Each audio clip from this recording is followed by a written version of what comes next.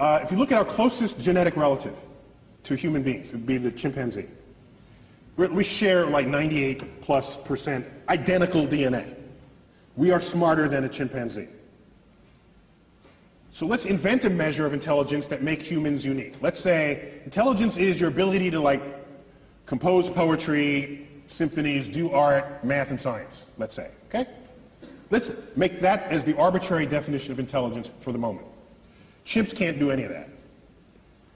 Yet we share 98, 99% identical DNA, okay? The most brilliant chimp there ever was maybe can do a little bit of sign language. Well, our toddlers can do that. Toddlers. So here's what concerns me deeply. Deeply. Everything that we are that distinguishes us from chimps emerges from that 1% difference in DNA. It has to, because that's the difference. The Hubble telescope, these grand, that's in that 1%. Maybe everything that we are that is not the chimp is not as smart compared to the chimp as we tell ourselves it is. Maybe the difference between constructing and launching a Hubble telescope and a chimp combining two finger motions as sign language, maybe that difference is not all that great. We tell ourselves it is, just the same way we label our books optical illusions. We tell ourselves it's a lot. Maybe it's almost nothing. How would we decide that? Imagine another life form that's 1% different from us in the direction that we are different from the chimp. Think about that. We got 1% difference and we're building the Hubble telescope. Go another 1%. What are we to they?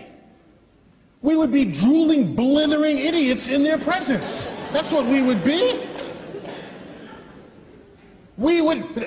They would take Stephen Hawking and roll him in front of their primate researchers and say, well, this one is like the most brilliant among them because he can do sort of astrophysics in his head. Oh, isn't that cute? Little Johnny can do that too. Oh, that's so nice.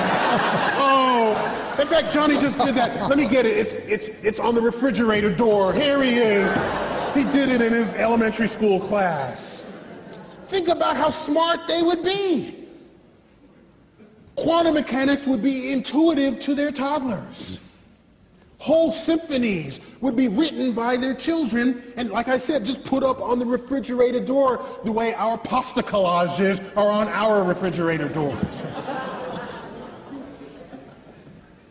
So the notion that we're going to find some intelligent life and have a conversation with it?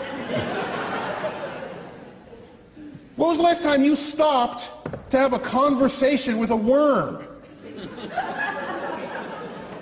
Or bird? Oh, well, you might have had a conversation, but I don't think you expected an answer, all right? So, we don't have conversations with any other species on Earth with whom we have DNA in common. To believe that some intelligent other species is going to be interested in us enough to have a conversation? They'll look at our Hubble telescope and say, oh, isn't that quaint? Look at what they're doing.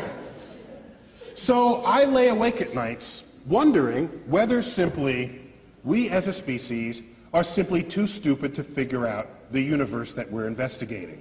And maybe we need some other species, 1% smarter than we are, for which string theory would be intuitive, for which all the greatest mysteries of the universe, from dark matter, dark energy, the origins of life, and all the frontiers of our thought would be something that they would just self-intuit. I'm jealous of that possibility because I want to be around for those discoveries. Thank you all.